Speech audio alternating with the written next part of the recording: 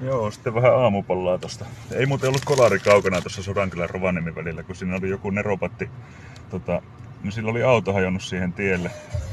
Mutta se ei ollut laittanut sitten ollenkaan niinku varoituskolmiota, eikä sillä ollut edes valot päällä. Ja se oli sataseen alueella. Niin aikamoisen väestöliikkeen joutui tekemään, että jos ne olisi joku tullut vastaan, niin se olisi ollut kyllä siinä. Että käyttäkää sitä varoituskolmiota, jos teillä on auto hajoaa, että se ei ihan turhaa ole siellä. Mutta joo, ei muuta kuin matka jatkuu.